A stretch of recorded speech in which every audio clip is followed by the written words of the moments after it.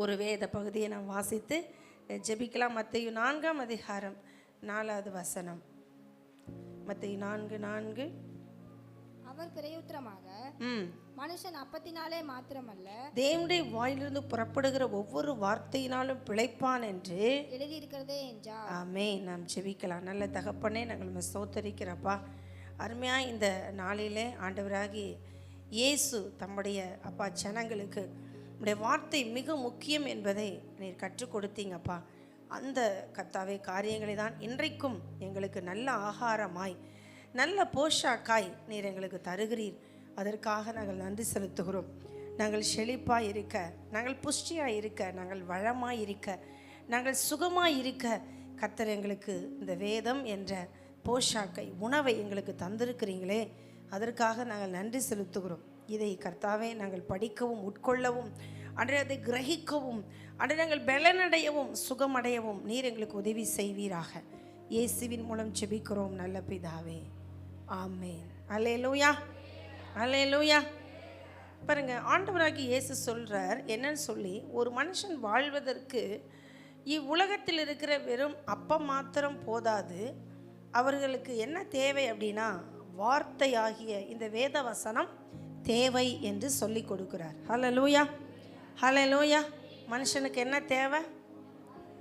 கர்த்தருடைய வார்த்தை தேவை. ஹல்லேலூயா. நாம் எதற்கு நம்ம ஆகாரம் சாப்பிடணும் அப்படின்னு சொன்னால் நாம் என்ன செய்ய வேண்டும்? நல்லா சாப்பிடணும் அப்படின்னா நம்ம என்ன செய்யணும்?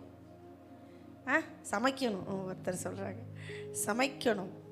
இல்லை, இப்போ நீங்கள் சமைக்கணும், ரைட்டு. உங்கள் அப்பா போய் கடையில் ஏதோ வாங்கிட்டு வரணும் அப்படின்னா உங்கள் கையில் என்ன இருக்கணும்? பணம் இருக்கணும். அப்போ பணம் எப்படி வரும்? நல்லா வேலைக்கு போகணும்.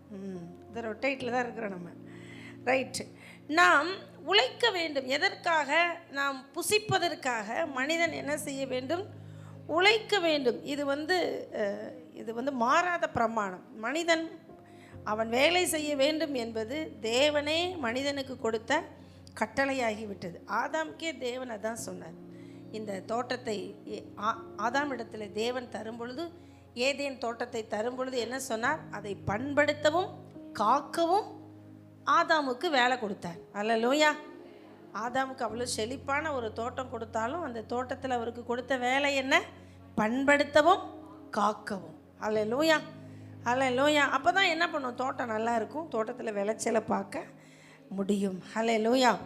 நாம் இந்த நாட்களில் ஆண்டவராகிய இயேசு கிறிஸ்து நாம் வாழ்வதற்கு ஒரு சரீர பிரகாரமான உணவுக்காக மனிதன் சொல்லாமலேயே பிரயாசப்படுகிறான். எப்படி? சொல்லாமலேயே. இப்போ உங்களுக்கு வேலைக்கு போங்க, சம்பாதிங்கன்னு நிறைய பேருக்கு சொல்ல வேண்டியதில்லை. ஆனால் நம்ம கட்டாயம் எங்கே போகிறோம்? வேலைக்கு போகிறோம், சம்பாதிக்கிறோம். உண்மை தானே? சிலருக்கு சொன்னால் கூட எங்கே போக மாட்டேங்கிறாங்க? வேலைக்கு போக மாட்டேங்கிறாங்க. அப்படியெல்லாம் ஒரு பிரச்சனை இருக்குது, உங்களுக்கு தெரியாதா அப்படிங்கிற மாதிரி என்னை கேட்குறீங்க. உண்மை தான். சொன்னால் கூட எங்கே போக மாட்டேங்கிறாங்க? வேலைக்கு போக மாட்டேங்கிறாங்க. இது பிரச்சனை. இது எங்கே இருக்குதுன்னா, எங்கே இருக்குது? அவங்களுடைய மனம் சார்ந்த பிரச்சனையாக இருக்கிறது. சரி, இன்றைக்கி ஆண்டவராகிய இயேசு கிறிஸ்து நமக்கு என்ன சொல்லி கொடுக்க போகிறாருன்னா, நாம் ஆரோக்கியமாக இருக்கணும்னா நாம் உலக பிரகாரமாக, உலக மக்கள் என்ன சொல்கிறாங்கன்னா, நல்லா சாப்பிடு. என்ன சொல்லுவாங்க?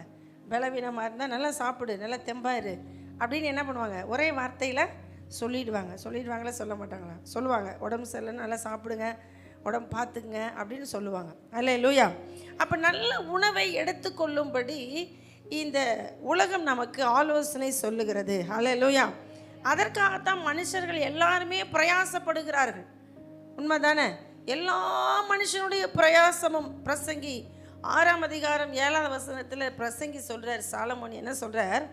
மனுஷன் படும் பிரயாசம் எல்லாம் அவன் வாய்க்காகத்தானே. மனுஷன் படும் பிரயாசம் எல்லாம் அவன் வாய்க்காகத்தானே. அப்படின்னா எல்லா பிரயாசத்தையும் எங்கே போடுறான் கடைசியில்? மனுஷன் வாய்க்குள்ளாட பாவி, எல்லாத்தையும் எங்கே தான் போடுற? நீ உன் வாய்க்குள்ளேயே போட்டுக்கிறியே அப்படிங்கிறது உண்மைதான். அது வசனம் சொல்லுது. மனுஷன் படும் பிரயாசம் எல்லாம் அவன் வாய்க்காகத்தானே. புரியுதுங்களா? நம்ம உலகத்தில் ஜனங்க என்ன சொல்கிறாங்கன்னா, ஒரு வயிற்றுக்கு தாங்க இவ்வளவு பாடு, நல்லா சாப்பிடுங்க அப்படி சொல்லுவாங்க. ஹல்லேலூயா, ஹல்லேலூயா. இந்த உலகத்திலே நாம் ஆரோக்கியமாய் வாழ்வதற்கு நாம் நல்ல ஆகாரம் எடுத்துக்கொள்ள வேண்டியது அவசியம். ஹல்லேலூயா. அதனால தான் மனிதர்கள் எல்லாரும் கடினமாக என்ன பண்ணுறாங்க, உழைக்கிறார்கள். ஹல்லேலூயா. இந்த உழைப்பை நாம் முதலீடு பண்ண வேண்டும் என்பது வேதம் நமக்கு சொல்லுகிறது. ஆனால் அதில் ஒரு பிரச்சனை என்ன அப்படின்னா, உழைங்கன்னு தான் சொன்னார் ஆண்டவர். ஆனால் நம்ம ஆளுங்க உழைப்போடு ஒன்று கவலையும் சேர்த்து கூட்டிக்கிட்டாங்க. இன்றைக்கி வேலை கிடைக்குமா, இன்றைக்கி நமக்கு சம்பளம் கிடைக்குமா, இன்றைக்கி இந்த தேவை நமக்கு சந்திக்கப்படுமா.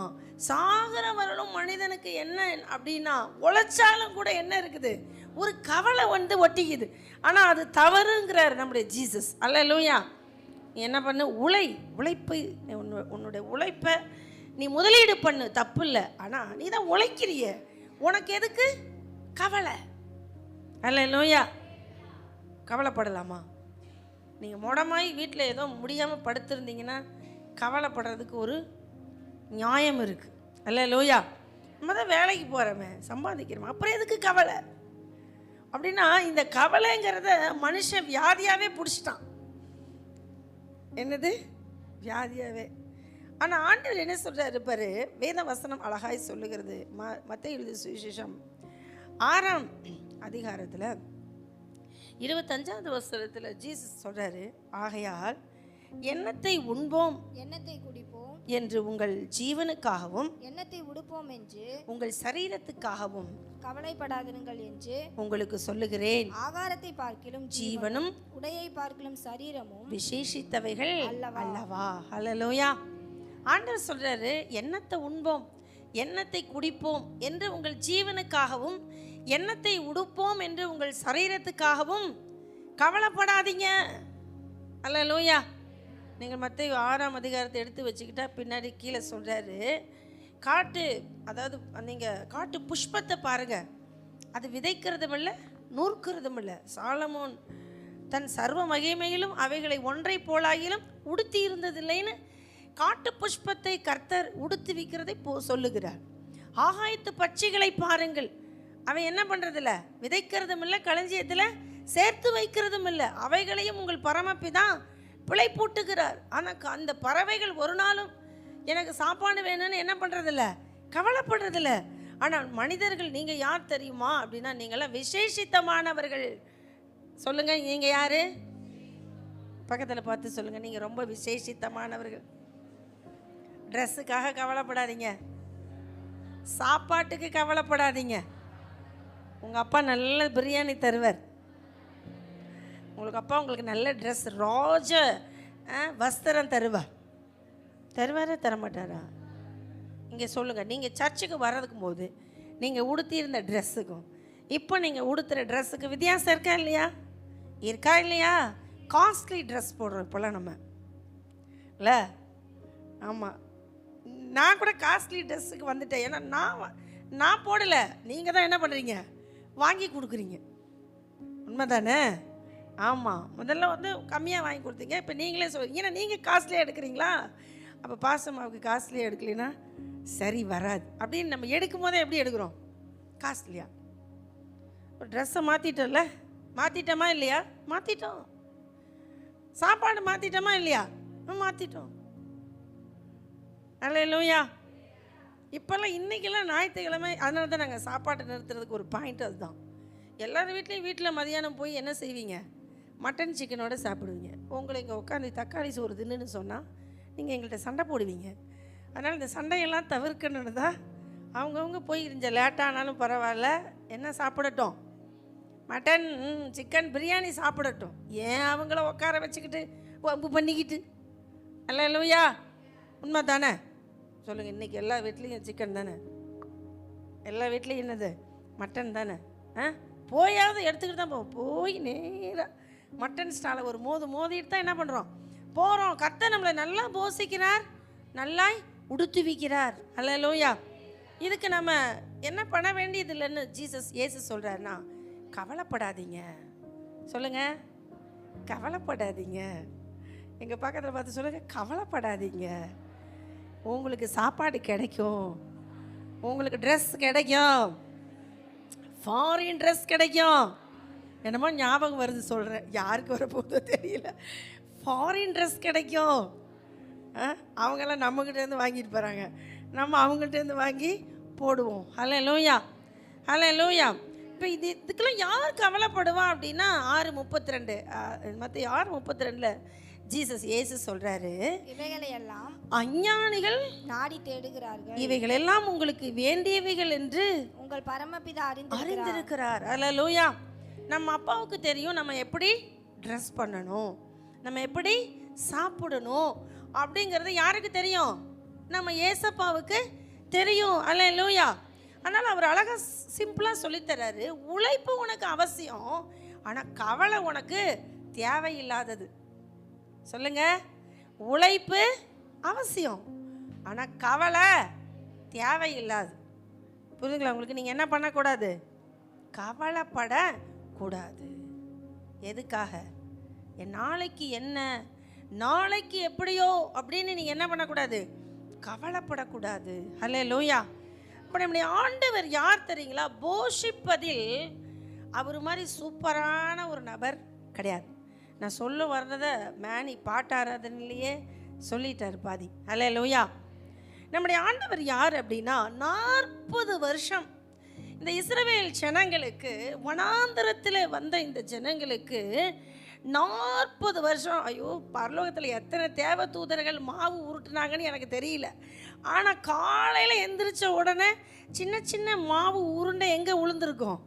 கீழே வனாந்தரத்தில் அந்த அவர்கள் இருந்த வீடுகள் பக்கத்தில் இருக்கிற இடத்துலலாம் உருட்சியான ஒரு கொத்தமல்லி அளவான ஒரு உருண்டை என்ன பண்ணுது? கீழே போட்டுருக்கார். ஹல்லேலூயா, ஹல்லேலூயா. நம்முடைய ஆண்டவர் பாருங்க 40 வருஷம் சளைக்காம என்ன கொடுத்தாரு? மன்னா கொடுத்தார். அந்த மன்னா கொடுத்த அந்த ஆண்டவருக்கு எத்தனையோ பேர் நன்றியா இல்லை, எத்தனையோ பேர் சண்டை போட்டான், எத்தனை பேர் வம்பு பண்ணான், எத்தனை பேர் செத்தும் போனான், எத்தனை பேர் குறும்பு பண்ணான், மொட்டாட்டம் பண்ணான், எதிர்த்து பேசினான், முறுமுறுத்தினான். ஆண்டவர் ஒரு நாள் கூட மன்னாவை என்ன பண்ண கிடையாது? ஸ்டாப் பண்ண கிடையாது. ஹல்லேலூயா, ஹல்லேலூயா. நம்ம வீட்டில் அப்பப்பட்ட ஸ்ட்ரைக் நடக்கும், பார்த்துருக்குறீங்களா? ஏதாவது ஏட்டிக்கு பூட்டி பண்ணிங்க, சாப்பாடு செய்ய மாட்டேன், சாப்பாட்டை என்ன பண்ணிடுவேன்? கட் பண்ணிடுவேன். நானே சொல்லுவேன், சமையல் கட்டு பக்கம் நீங்கள் போக மாட்டேன், ஒழுங்காக அந்த வேலையெல்லாம் செய்யுங்க அப்படின்னு சொல்லுவேன். ஹல்லேலூயா. அப்போ நமக்கு கோபம் வந்துச்சுன்னா எதை கட் பண்ணுறோம்? சாப்பாட்டை. நம்முடைய ஆண்டவர் பாருங்கள் எவ்வளவு தயாளமானவர். அவர் சொல்கிறாரு, 40 வருஷம் சாப்பிடுங்கப்பா. நீங்கள் காணான் போய் சேர்ந்து விளைச்சல் விளைஞ்சி கதிர்கட்டை கொண்டு வந்து காணிக்கை செலுத்திட்டு நீங்கள் வீட்டில் போய் அந்த கதிரை அடித்து சமைக்கிற வரலும் உங்களுக்கு என்ன கொடுக்கப்படும்? மன்னா கொடுக்கப்படும். தவறாமல் போஷித்தார் நம்முடைய ஆண்டவர். ஹல்லேலூயா. இப்போ நம்முடைய ஜீசஸ், நம்முடைய இயேசு போஷிப்பதில் சிறந்தவர். நம்முடைய இயேசப்பா யார்? போஷிப்பதில் சிறந்தவர். ஹல்லேலூயா. அதை குறித்து வேதம் சொல்லுக்கு பாருங்க. யாத்திராகமம் 16:25 நாம் வாசிக்கிறோம், இஸ்ரவேல் புத்திரர் குடியிருப்பான தேசத்துக்கு வருமட்டும் 40 வருஷம் அளவு மன்னாவை புசித்தார்கள். அவர்கள் கானான் தேசத்தின் எல்லையை சேரும் வரைக்கும் மன்னாவை புசித்தார்கள். ஹல்லேலூயா. எத்தனை வருஷம் சாப்பிட்டாங்களா? 40 வருஷம்.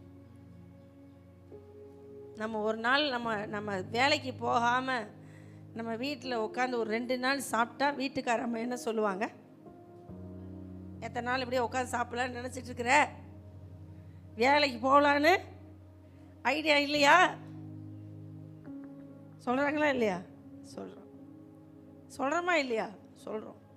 இந்த ஜனங்கள் பாருங்கள், எந்த வேலைக்கும் போகல, 40 நாள் அப்படியே தேவனும் இவர்களோட அந்த மேக ஸ்தம்பமும் அக்கினி ஸ்தம்பமும் இவர்களை வழி நடத்த இவர்கள் எப்படி இருந்தாங்கன்னா அமைதியான ஒரு வாழ்க்கையை வாழ்ந்தார்கள். ஹல்லேலூயா, ஹல்லேலூயா. இப்போ நம்முடைய ஆண்டவர் 40 ஆண்டு காலம் நம்முடைய ஆண்டவர் சிறப்பாக இந்த இஸ்ரவேல் மக்களை என்ன பண்ணார்? போஷித்தார். ஹல்லேலூயா, ஹல்லேலூயா. சாலமோன் ஞானி சொல்கிறார் என்னன்னு சொல்லி, பிரசங்கி 5:19 நான் வாசிக்கிறோம், தேவன் ஐஸ்வர்யத்தையும் சம்பத்தையும் எவனுக்கு கொடுத்திருக்கிறாரோ அவன் அதிலே புசிக்கவும் தன் பங்கை பெற தன் பங்கை பெறவும் தன் பிரயாசத்திலே மகிழ்ச்சியாயிருக்கவும் அவனுக்கு அதிகாரம் அதிகாரம் அளிப்பது தேவனுடைய அனுக்கிரகம். அல்லேலூயா. அன்று சொல்லிட்டார், ஒரு மனுஷன் ஐஸ்வர்யவானா இருந்து அவன் சம்பத்தை எல்லாம் அவன் பெற்றிருக்கும் பொழுது அவன் புசித்து அவன் திருப்தி அடைந்து தன் பங்கை அனுபவிக்கிறதுக்கு தேவனுடைய அனுக்கிரகம் அவசியம். அல்லேலூயா, அல்லேலூயா. நாங்கள் கடந்த நாளில் பேசிக்கிட்டோம் என்ன அப்படின்னா, சாப்பிடணும்னு ஆசைப்பட்ட, கவனிங்க, உங்களுக்கும் அந்த பிரச்சனை இருக்குது. சாப்பிடணும்னு ஆசைப்பட்ட பொழுதெல்லாம் நமக்கு என்ன கிடைக்கலன்னா பலகாரம் கிடைக்கல. இப்போ நமக்கு 48 வந்துருச்சா, இப்போ சரி வச்சவங்க கோச்சுக்குவாங்களேன்னு ஒன்று எடுத்து அதை 4 பிச்சு அப்படியே மென்று முழுங்கிட்டு சாப்பிட்ட மாதிரி கனவு காமிச்சிட்டு வரோம். ஏன் அப்படின்னா நமக்கு இப்போ என்ன பண்ண மாட்டேங்குது, அதெல்லாம் ஒத்துக்க மாட்டேங்குது, ஏற்றுக்க மாட்டேங்குது. அல்லேலூயா.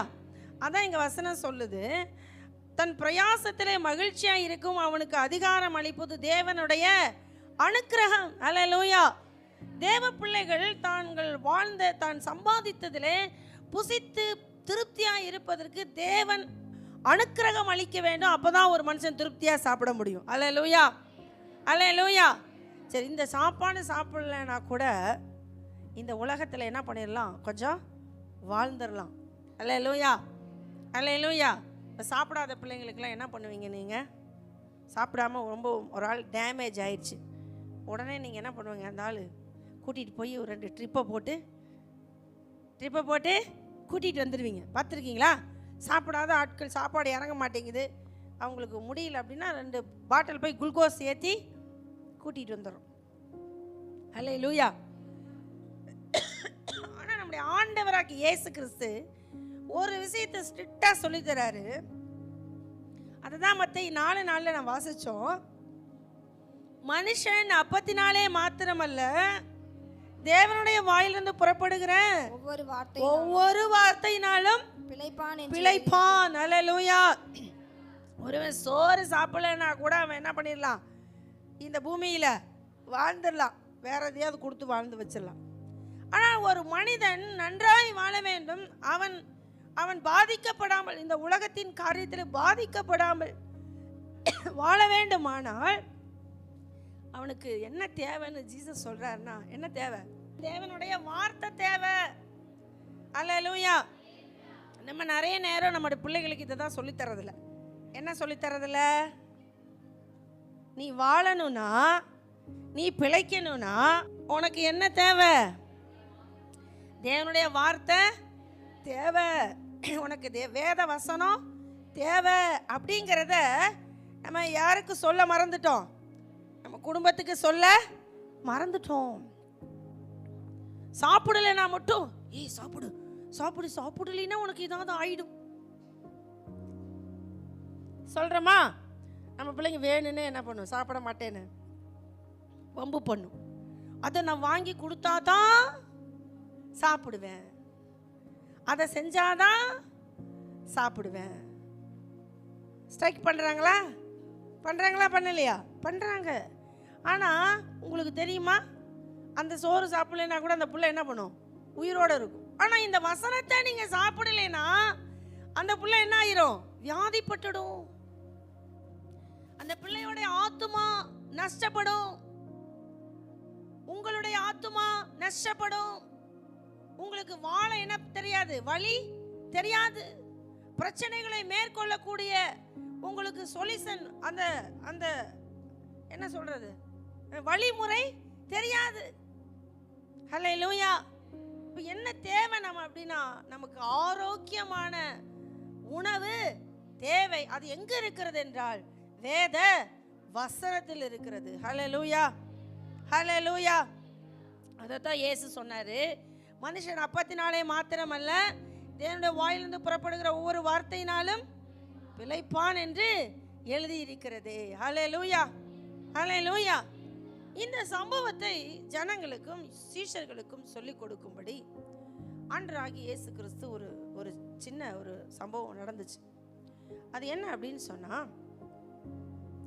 ஆண்டவராகிய இயேசு கிறிஸ்து 5 அப்பம் 2 மீனை கொண்டு 5000 பேரை என்ன பண்ணாரு, போஷித்தார். இந்த சம்பவம் வந்து 4 சுவிசேஷங்களிலும் எழுதப்பட்டிருக்கிறது. மத்தேயு, மார்க்கு, லூக்கா, யோவான் 4 சுவிசேஷங்களிலும் இந்த ஒரு சம்பவம் இடம் பெற்றிருக்கிறது மற்ற எல்லா சம்பவத்தையும் விட. அல்லேலூயா.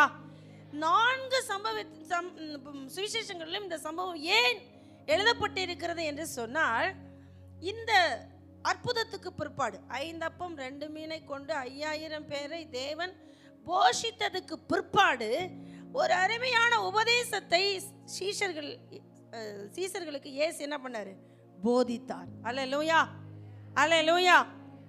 என்ன போதிச்சாரு? அருமையான ஒரு உபதேசம். ஜனங்களும் அதை புரிந்து கொள்ளணும்னு ஆசைப்பட்டார். அல்லேலூயா. இன்றைக்கு நீங்களும் அதை புரிந்து கொள்ளணும் தான் உங்களுக்கு இந்த சத்தியத்தை கொண்டு வந்திருக்கேன். மனுஷன் அப்பத்தினாலே மாத்திரமல்ல, தேவனுடைய வாயிலிருந்து புறப்படுகிற ஒவ்வொரு வார்த்தையினாலும் பிழைப்பான். அல்லேலூயா. வாசிக்கலாம். யோவான் எழுதின சுவிசேஷம், யோவானின் சுவிசேஷம் 6ஆம் அதிகாரம் 5-12 வரையிலும் நம்ம எல்லாரும் தொடர்ந்து வாசிக்கலாம். யோவான் சுவிசேஷம் 6ஆம் அதிகாரம் 5-12 வரையிலும் நம்ம எல்லாரும் அப்படியே சேர்ந்து வாசிக்கலாமா? தேவன் நமக்கு உதவி செய்வார். 6ஆம் அதிகாரம் 5-12 வரையிலும். இயேசு தம்முடைய கண்களை ஏறெடுத்து இயேசு தம்முடைய கண்களை ஏறெடுத்து திரளான ஜனங்கள் தம்மிடத்தில் வருகிறதை கண்டு பிலிப்புவை நோக்கி, இவர்கள் சாப்பிடத்தக்கதாக அப்பங்களை எங்கே கொள்ளலாம் என்று கேட்டார். தாம் செய்ய போகிறதை அறிந்திருந்தும் அவனை சோதிக்கும்படி இப்படி கேட்டார். பிலிப்பு அவருக்கு பிரதியுத்தரமாக, இவர்களில் ஒவ்வொருவனும் கொஞ்சம் கொஞ்சம் எடுத்துக்கொண்டாலும் 200 பணத்து அப்பங்களும் இவர்களுக்கு போதாதே என்றான். அப்பொழுது அவனுடைய சீசரில் ஒருவன், சீமோன் பேதுருவின் சகோதரனுமாகிய அந்திரேயா அவரை நோக்கி, இங்கே ஒரு பையன் இருக்கிறான். அவன் கையில் 5 வார்கோதுமை அப்பங்களும் 2 மீன்களும் உண்டு. ஆனாலும் அவைகள் இத்தனை ஜனங்களுக்கு எம்மாத்திரம் என்றார். இயேசு ஜனங்களை உட்கார வையுங்கள் என்றார். அந்த இடம் மிகுந்த புல்லுள்ளதாய் இருந்தது. பந்தியிருந்த புருஷர்கள் ஏறக்குறைய 5000 பேராய் இருந்தார்கள். இயேசு அந்த அப்பங்களை எடுத்து ஸ்தோத்திரம் பண்ணி சீசரிடத்தில் கொடுத்தார். சீஷர்கள் அப்படியே மீன்களையும் அவர் எடுத்து அவர்களுக்கு வேண்டிய மட்டும் கொடுத்தார். அவர் திருப்தி அடைந்த பின்பு அவர் தம்முடைய சீஷரை நோக்கி, ஒன்றும் சேதமாய் போகாதபடிக்கு மீதியான துணிக்கைகளை சேர்த்து வையுங்கள் என்றார். போதும் போதும். இந்த அற்புதத்தை ஆண்டவராகிய இயேசு கிறிஸ்து ஜனங்களுக்கு செய்கிறார். இந்த செய்த பிற்பாடு ஜனங்கள் என்ன நினைக்கிறாங்கன்னா, இவர் பயங்கர அற்புதமாக செஞ்சிட்டார். பயங்கர அற்புதத்தை என்ன பண்ணிட்டார்? இயேசு செஞ்சிட்டார். அதனால இந்த ஜனங்க என்ன நினைக்கிறாங்கன்னா, இனிமே இவர் தான் யாரு? நமக்கு இஸ்ரவேலுக்கு ராஜா அப்படின்னு நினைக்கிறாங்க. அல்லேலூயா. என்ன நினைக்கிறாங்க? இனிமே இப்படிப்பட்ட அற்புதம் செய்கிறவர் ஒருத்தர் ராஜாவா வந்தால் ரொம்ப நல்லா இருக்குல்ல அப்படின்னு நினைக்கிறாங்க. அதனால தான் 15வது வசனத்தில் என்ன சொல்றாரு பாருங்க. அதனால் அவர்கள் வந்து தம்மை ராஜாவாக்கும்படி பிடித்து கொண்டு போக மனதா இருக்கிறார்கள் என்று இயேசு அறிந்து மறுபடியும் விலகி தனியே மலையின் மேல் ஏறினார். சாயங்காலமான போது போதும். இயேசு என்ன பண்றாருன்னா, இதையெல்லாம் அவங்க அறிஞ்சிட்டார். இந்த மக்கள் நம்மளை ராஜாவாக்க வேண்டும் என்று நினைக்கிறாங்கிறத புரிஞ்சிருச்சு. ஆனால் இவர் இந்த அற்புதத்துக்கு பிற்பாடு ஜனங்களுக்கு என்ன சொல்லி கொடுக்கணும்னு நினைச்சாரோ அதே போல இந்த ஜனங்களும் வந்து இயேசுகிட்ட கேட்குறாங்க. இவர் இந்த அற்புதம் நடந்த இடத்துல இருந்து படகு ஏறி அக்கறைக்கு போயிடுவார். அப்போ அக்கறைக்கு போனது இந்த ஜனங்களுக்கு தெரியாது. இவங்க இங்கெல்லாம் தேடிட்டு அக்கறைக்கு போன அந்த இயேசு இடத்துல வந்து, ரவி நீங்கள் எப்போ இங்கே இந்த இடத்துக்கு வந்தீங்க, எங்களுக்கு தெரியலையே அப்படின்னு கேட்கும்போது ஜீசஸ் சொல்கிறாரு, நீங்கள் அற்புதங்களை கண்டதுனால என்ன பண்ணல, என்ன விசுவாசிக்கவில்லை. அப்பம் புசித்ததினாலே நீங்கள் என்ன பண்ணீங்க, விசுவாசித்தீர்கள் அப்படின்னு சொல்கிறார். அல்லேலூயா, அல்லேலூயா. நிறைய பேர்த்துக்கு விசுவாசம் சாப்பாடு போட்டோன்னே என்ன பண்ணுது, வந்துடுது இல்லை? அதுபோல் இந்த சாப்பாடு சாப்பிட்ட உடனே இந்த ஜனங்களுக்கு கொஞ்சம் விசுவாசம் வந்த மாதிரி நமக்கு தெரியுது. ஆனால் ஜீசஸ் கரெக்டாக சொல்கிறாரு, என்ன கிடையாது, உங்களுக்கு அப்பம் புசிச்சதுனால அற்புதத்தை கண்டதுனால இல்லை, அப்பம் புசிச்சதுனால நீங்கள் என்ன பண்ணுறீங்க, என்னைய தேடுகிறீங்க அப்படின்னு சொல்லிட்டு மறுபடியும் அவருடைய அந்த அந்த வாக்கியங்களை இந்த ஜனங்களோடு தொடர்கிறார். என்னன்னு பாருங்க, மறுபடியும் அதே அதிகாரம் 27 வாசிச்சோன்னு சொன்னால், அழிந்து போகிற போஜனத்துக்காக அல்ல, நித்திய ஜீவன் வரைக்கும் நிலை நிற்கிற போஜனத்துக்காகவே கிரியை நடப்பீங்கள். அதை மனுஷகுமாரன் உங்களுக்கு கொடுப்பார். அவரை பிதாவாகிய தேவன் முத்திரித்திருக்கிறார் என்றார். அல்லேலூயா. இங்க சொன்னாரு, நீங்க அழிந்து போகிற ஒரு போஜனத்துக்காக நீங்க என்ன பண்ணாதீங்க, கிரியை நடப்பிக்காதீங்க. ஆனா அழியாத ஒரு போஜனம் ஒன்று இருக்கு, அதற்காக நீங்க கிரியை நடப்பீங்கன்னு சொல்றாரு. அல்லேலூயா. கவனிங்க, நீங்க சாப்பிடுற சாப்பாடு இந்த உலகத்தோட என்ன பண்ணி போயிடும், முடிந்து போய்விடும். அல்லேலூயா. உங்களை நித்திய ஜீவன் வரைக்கும் நடத்துகிற ஒரு போஜனம் இருக்கிறது, அதுதான் கர்த்தருடைய வார்த்தை. அல்லேலூயா. மாறாத அப்பம். அல்லேலூயா. அதுதான் ஜீவ அப்பம். அல்லேலூயா. அந்த வார்த்தை ஒருவன் உட்கொண்டால், ஒருவன் புசித்தால், அவன் அதை ஆகாரமா எடுத்துக்கொண்டால் அவன் வாழ்க்கை நிச்சயமா எப்படி இருக்கும், நல்லா இருக்கும். அல்லேலூயா. அவன் ஆரோக்கியமா இருப்பான். அல்லேலூயா. அதனால தான் சொல்றாரு, நித்திய ஜீவன் வரைக்கும் நிலை நிற்கிற அந்த கிரியை நீங்க என்ன பண்ணுங்க, நடப்பீங்கிறாரு. இப்போ ஜீசஸ் சொன்ன உடனே இந்த ஜனங்கள் என்ன சொல்றாங்க பாருங்க. அப்பொழுது அவர்கள் அவரை நோக்கி, தேவனுக்கு ஏற்ற கிரியைகளை நடப்பிக்கும்படி நாங்கள் என்ன செய்ய வேண்டும்? தேவனுக்கு ஏற்ற கிரியைனா என்ன அப்படின்னா, அவர் சொல்றாரு, மனுஷகுமாரனாகி என்ன நீங்க என்ன பண்ணுங்க, விசுவாசியுங்கள். அல்லேலூயா. இயேசுவை நாம் என்ன பண்ண வேண்டும், விசுவாசிக்க வேண்டும். இந்த விசுவாசத்தை நாம் இயேசுவின் மேல் வைக்கும் பொழுது, இந்த ஆண்டவராகிய இயேசு கிறிஸ்து நம்மளை எதுவரையிலும் நடத்துகிறவர், நித்தியம் வரையிலும். சொல்லுங்க, நித்தியம் வரையிலும். அல்லேலூயா. நீங்கள் சாப்பிட்டு கொண்டிருக்கிற இந்த போஜனம், நீங்கள் காதல வாங்கி உங்களுடைய இருதயத்துக்குள்ளே கொண்டு போய் வைக்கக்கூடிய இந்த வார்த்தை, உங்களை பரலோகம் வரையிலும் அழைத்து கொண்டு போகக்கூடிய ஒரு வார்த்தை. அல்லேலூயா. அது இங்கேயே அழிந்து போகிற வார்த்தை கிடையாது. அதனால அவருக்கு சொல்றாரு, பா, நித்தியன் வரையும் உங்களை நடத்துகிற இந்த வார்த்தையை என்ன பண்ணுங்க, விசுவாசிங்க அப்படின்னு சொல்றாரு. அப்போ ஜனங்க சொல்றாங்க, அப்படின்னா நீங்க எங்களுக்கு ஒரு அடையாளத்தை காண்பீங்க. மோசேயின் நாட்களில் ஒரு பெரிய அடையாளம் நடந்துச்சு. என்ன அப்படின்னா, மோசே வானத்திலிருந்து, அவர் தேவனால் அனுப்பப்பட்டவர் என்பதற்கு அடையாளமாய் வானத்திலிருந்து என்ன பெய்ய பண்ணினாரு, மன்னா பெய்ய பண்ணினாரு. இஸ்ரவேல் ஜனங்கள் என்ன சாப்பிட்டாங்க, மன்னா சாப்பிட்டாங்க. அல்லேலூயா. அல்லேலூயா. அப்போ ஜீசஸ் சொல்றாரு, இப்ப அவங்க சாப்பிட்ட மன்னாவை மோசே ஒன்றும் தரல, பிதாதான் தந்தார். அல்லேலூயா. இப்போயும் நீங்க சாப்பிடும்படி, நீங்கள் பிழைத்திருக்கும்படி, நீங்கள் வாழும்படி, நீங்கள் நித்திய ஜீவனுக்குள் வரும்படி உங்களை உங்களிடத்துக்கு அனுப்பினவர் யாரு, பிதா. அல்லேலூயா. அவருடைய வார்த்தையை, என்னுடைய வார்த்தையை, ஜீசஸ் சொல்றாரு, என்னுடைய வார்த்தையை நீங்க என்ன பண்ணுங்க, நம்புங்க, விசுவாசிங்கன்னு சொல்றார். அல்லேலூயா. அல்லேலூயா. அப்ப கர்த்தருடைய வார்த்தை, கர்த்தர் நமக்கு கொடுத்த வார்த்தை, அது யாருடைய வார்த்தைனா, கடவுளுடைய வார்த்தை. அல்லேலூயா.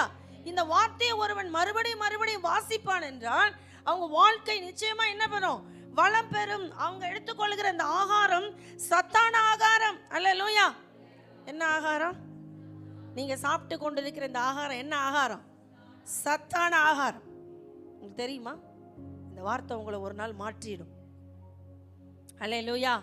உங்க வாழ்க்கையை, உங்கள் சரித்திரத்தை, உங்களுடைய எதிர்காலத்தை வளமாக்கி விடும். அல்லேலூயா.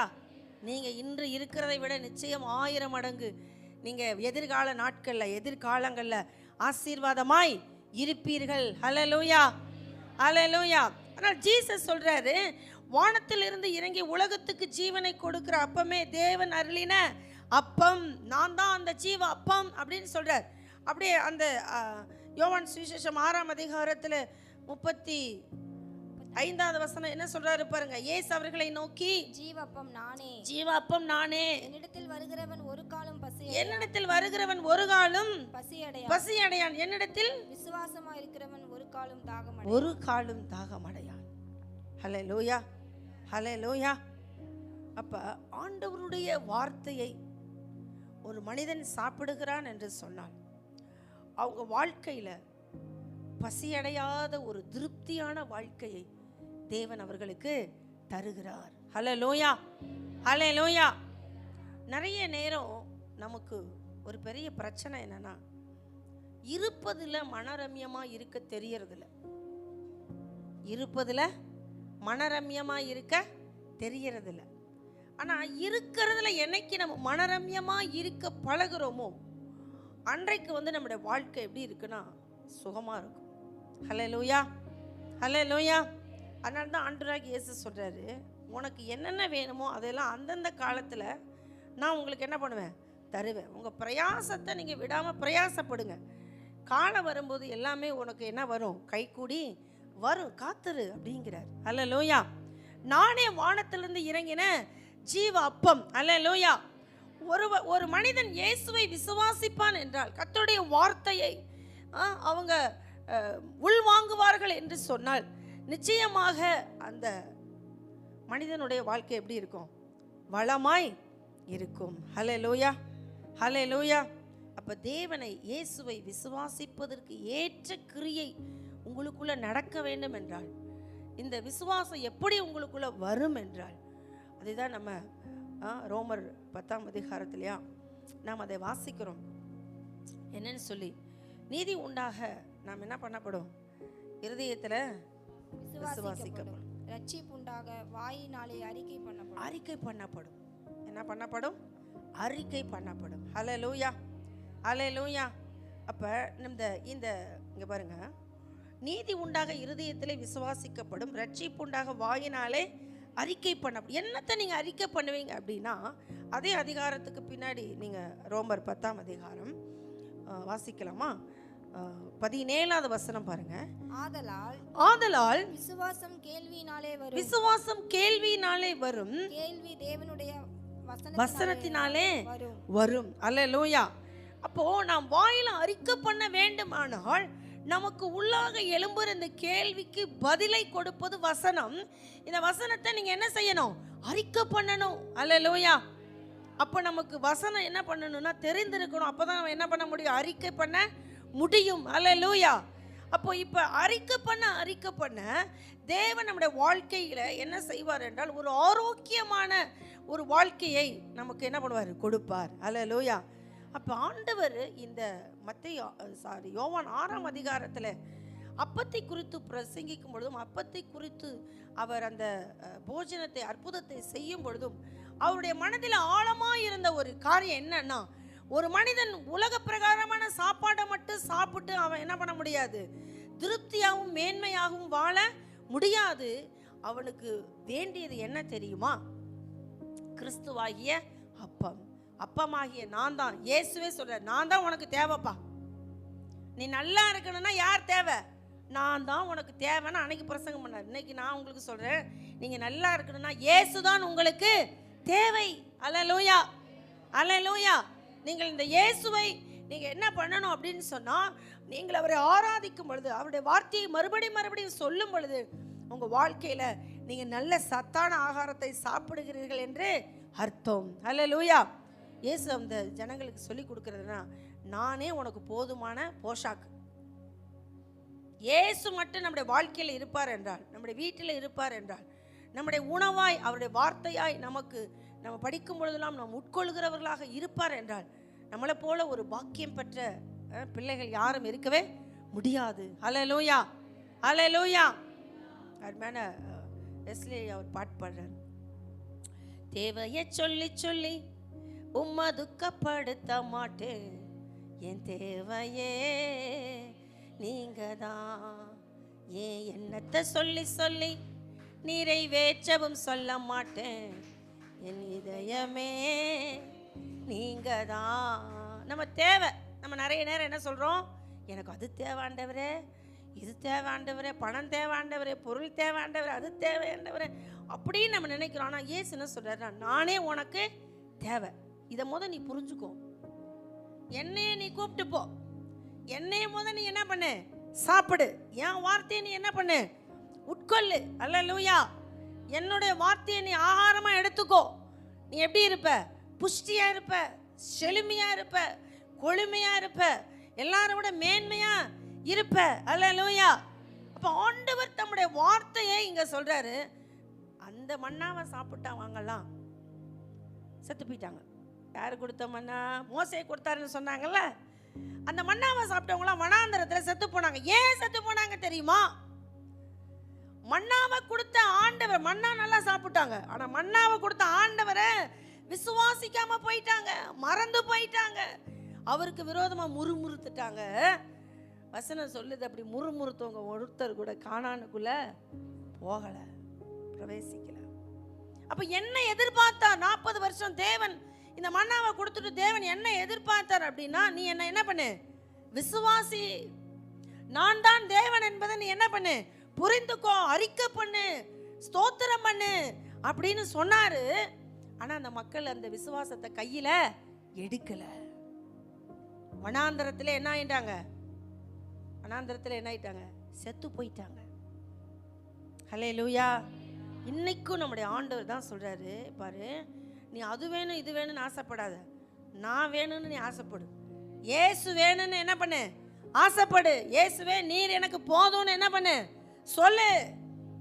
ஹல்லேலூயா. பாட்டு மட்டும் பாடுறோம். என்ன பாடுறோம்? நீங்க போதும் ஏசப்பா, பாட்டு தான் பாடுறோம். ஆனா அவரே போதும்னு அமைதியா இருக்கிறோமா? சொல்லுங்க. ஹல்லேலூயா, ஹல்லேலூயா. ஆண்டவருடைய வார்த்தையை நீங்க அப்படி உள் வாங்குனீங்கன்னா நிச்சயமா கர்த்தர் என்ன செய்வார்னா உங்களை மேன்மையா வைப்பார். ஹல்லேலூயா. அப்ப பழைய ஏற்பாட்டு கால நாட்களில் அந்த பிதாக்கள் வனாந்தரத்தில் மன்னாவை புசித்து மரித்து போனாங்க. ஆனால் இயேசுவாகிய ஜீவ அப்பத்தை, இந்த வார்த்தையை நம்ம புசிச்சோன்னா வசனம் சொல்லுகிறது, அவன் எப்படி என்ன பண்ண மாட்டானா, மரிக்க மாட்டான். ஹல்லேலூயா. என்ன செய்ய மாட்டான்? மரிக்க மாட்டான். ஹல்லேலூயா. யோவான் 6ஆம் அதிகாரத்தில் இந்த வசனம் என்ன சொல்லுது? வாசிங்க. யோவான் 6. யோவான் 6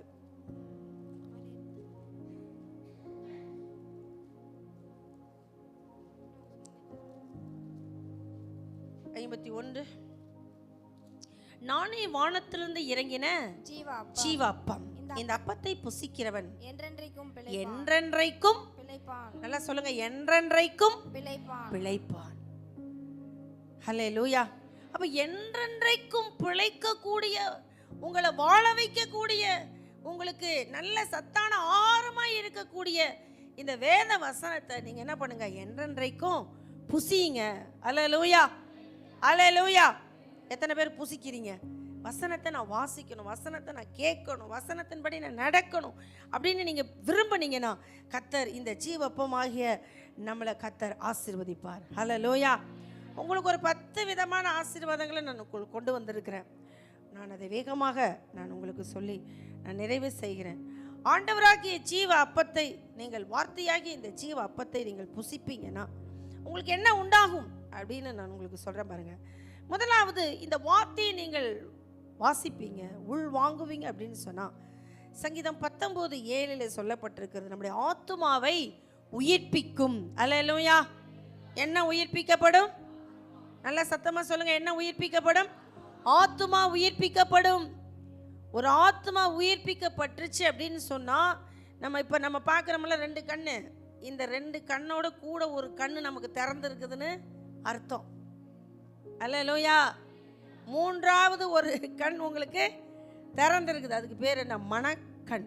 சொல்லுங்க, மனக்கண். நல்லா சொல்லுங்க. மனக்கண் திறக்கலைன்னா ஆத்மா உயிர்ப்பிக்கப்படலைன்னு அர்த்தம். அல்லேலூயா. வாசிக்கலாம் அந்த வசனத்தை. சங்கீதம் 19:7 என்ன சொல்லுகிறது பாருங்க. கர்த்தருடைய வேதம் குறைவற்றதும் ஆத்துமாவை உயிர்ப்பிக்கிறதுமாய் இருக்கிறது. ஆத்துமாவை உயிர்ப்பிக்கிறதுமாய் இருக்கிறது. போதும். ஆத்துமாவை உயிர்ப்பிக்கிறது. இந்த வேதத்தை யார் உட்கொள்கிறாங்களோ அவங்க வாழ்க்கையில ஆத்துமா உயிர்ப்பிக்கப்படும். ஹல்லேலூயா, ஹல்லேலூயா. என்னென்னலாம் உயிர்ப்பிக்கப்படும் அதுக்குள்ள ஒரு பெரிய சரித்திரமே இருக்கு. நான் உங்களுக்கு அதை கொண்டு வரல. அநேக காரியங்களும் உங்களோட மனக்கண் என்ன பண்ணும்? திறந்துடும். ஆத்மா உயிர்ப்பிக்கப்பட்டாச்சுன்னா உங்கள் மனக்கண் திறந்து விடும். அதே சங்கீதம் 119:25 நம்ம வாசிக்கிறோம், என் ஆத்துமா மண்ணோடு ஒட்டி கொண்டிருக்கிறது, உமது வசனத்தின்படி என்னை உயிர்ப்பியும். மண்ணோடு ஒட்டி கொண்டிருக்கிற இந்த ஆத்துமா உயிரடைகிறது. அல்லேலூயா. இவ்வளவு நாள் இயேசு பக்கமே திரும்பாதவங்க இப்பதான் இயேசு பக்கமே என்ன பண்ணியிருக்கோம்? திரும்பி இருக்கிறோம். அப்படின்னா நம்முடைய ஆத்துமா என்ன அடைந்திருக்கிறது? உயிர் மீட்சி அடைந்திருக்கிறது. இது எப்படி வரும் அப்படின்னா வேத வசனத்தினால தான் வரும். ஹல்லேலூயா, ஹல்லேலூயா. இப்போ கர்த்தர் நம்முடைய ஆத்துமாவை என்ன பண்ணியிருக்காரு? உயிர்ப்பித்திருக்கிறார். ரெண்டாவது பாருங்க, எபிரேயர் 4:12 அது அணுக்களையும் ஊனையும் பிரிக்கக்கூடியது. என்னதாமா?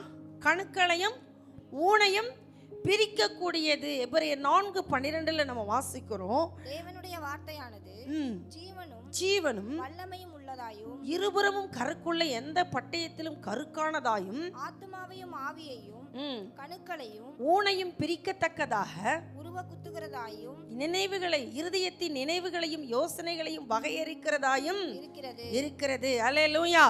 ஒரு மனிதன் இந்த வேதத்தை வாசிப்பான் என்று சொன்னால் இந்த உள்ள போன இந்த உணவு, புரியுங்களா? நம்ம சொல்றல எடுத்த டேப்லெட் வேலை செய்யுதுங்க சொல்றல, அது மாதிரி நீங்க உள்ள சாப்பிட்டு இந்த சாப்பாடு ஒரு வேலை செய்யுது. அது என்ன அப்படின்னா உங்கள் ஆத்துமாவிலிருந்து பாவத்தை என்ன செய்கிறது? வெளியேற்றுகிறது. அல்லேலூயா, அல்லேலூயா. இந்த ஆத்துமா எங்கேயா பாவத்தில் இணைக்கப்பட்டிருக்குன்னா அந்த சரீர இச்சையினாலக்குள்ள வந்துச்சுல்ல பாவம். இந்த பாவத்தை இந்த வசனம் என்ன பண்ணுதுன்னா சரீரத்திலிருந்து நம்மளை என்ன பண்ணுது? பிரிக்கிறது. அதான் அங்கே வாசிக்கிறோம், கணுக்களையும் ஊனையும் பிரிக்கும். அதே நீங்க சங்கீதம் 19:12-13 வாசிச்சீங்கன்னா தன் பிழைகளை உணர்கிறவன் யார்?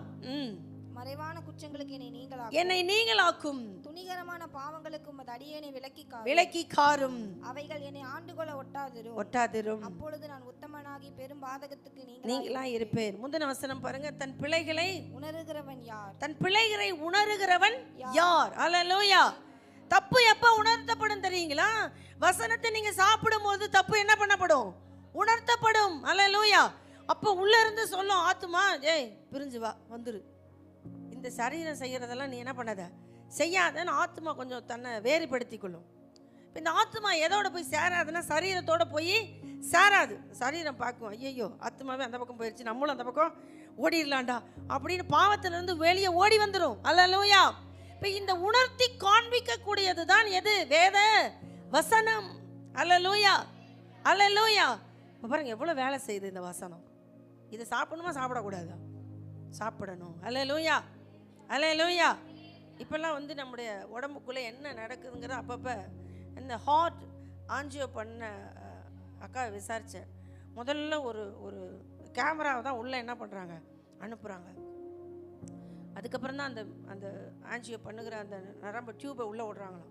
இப்போ என்னென்னா உள்ளே போய் அது ஸ்கேன் பண்ணுது, எந்த இடத்த டச் பண்ணணும், எங்கே ஓப்பன் பண்ணணும், எங்கே போகணும் அப்படிங்கிறத கேமரா முன்னாடி போய் அதை படம் பிடிச்சி காட்டிக்கிட்டே இருக்கு. அல்லேலூயா, அல்லேலூயா.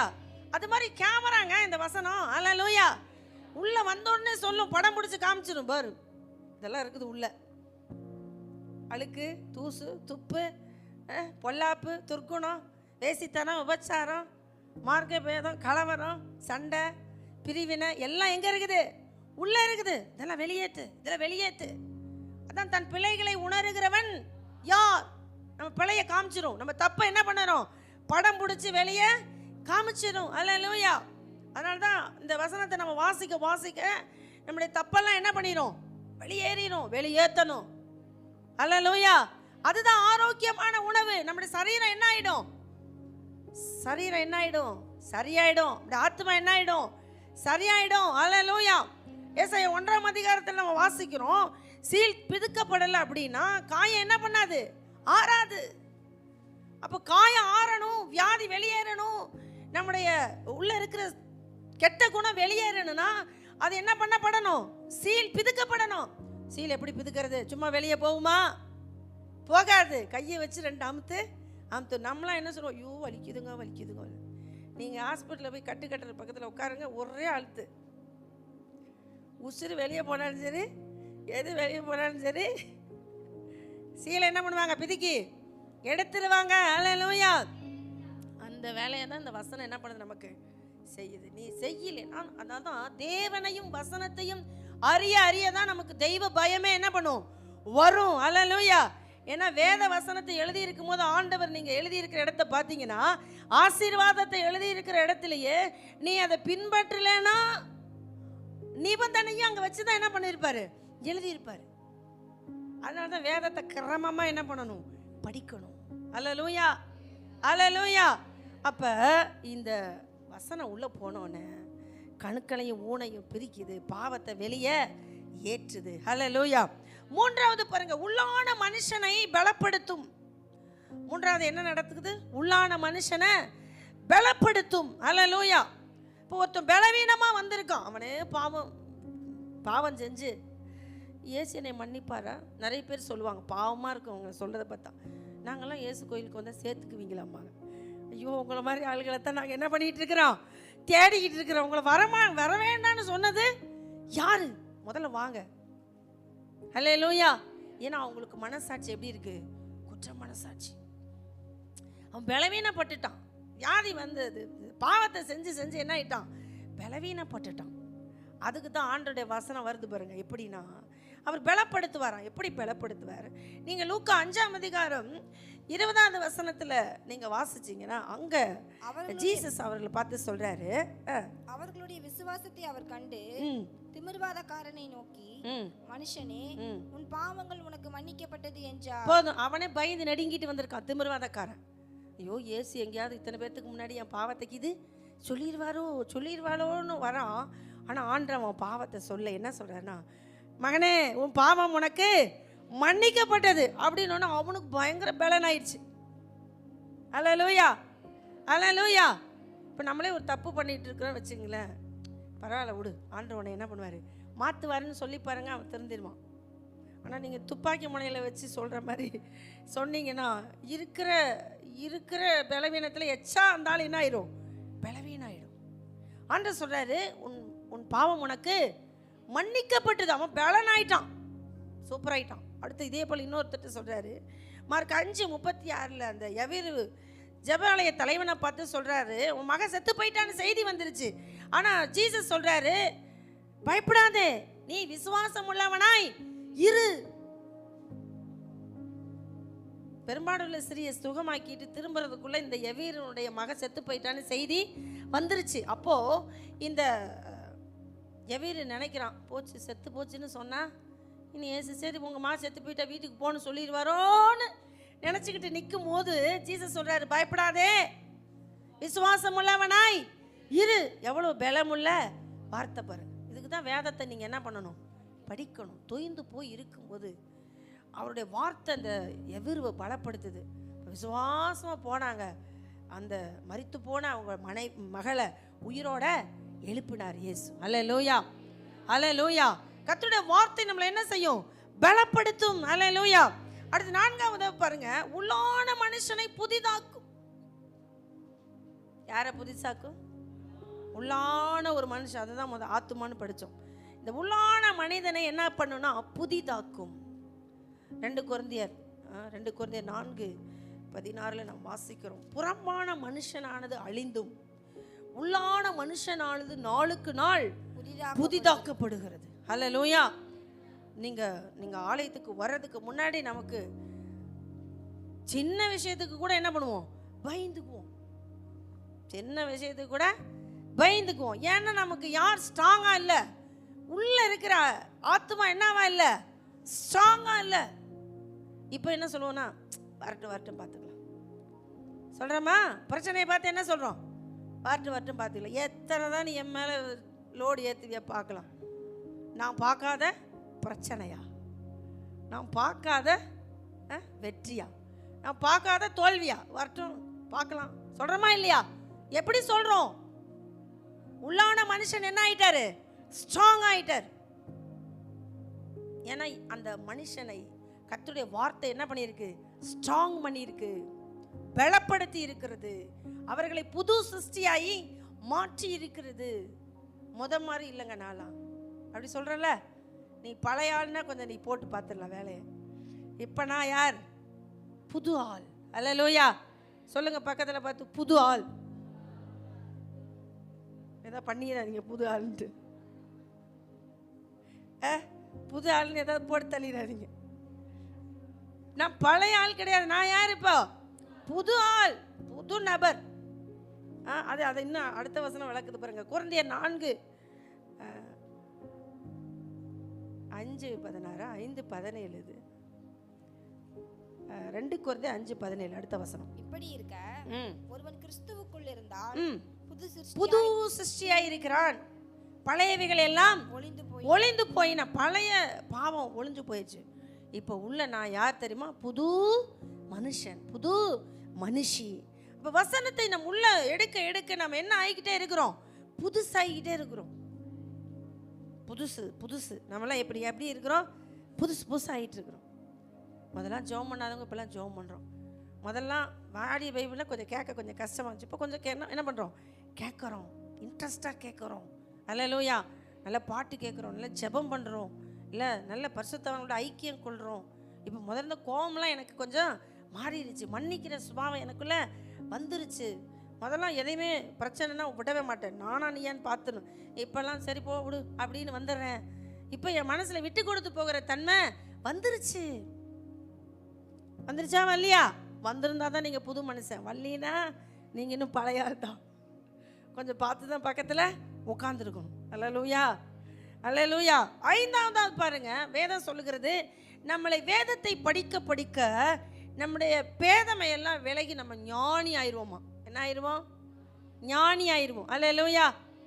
ஞானி ஆனீங்களா? ஆகலையா? ஆயிட்டோம். ஒரு ஆள் சொல்லிச்சு, நாங்கள் ஆயிட்டோம். ஞானி ஆகிக்கொண்டே இருக்கிறோம். அல்லேலூயா. நம் கிறிஸ்துவுக்குள்ளே வளர்ந்து கொண்டே இருக்கிறோம். சங்கீதம் 119:100 பாருங்க, அங்கே வசனம் என்ன சொல்லுகிறதா? உம்முடைய கட்டளைகளை நான் கை கொண்டிருக்கிறபடியால் முதியோர்களை பார்க்கலும்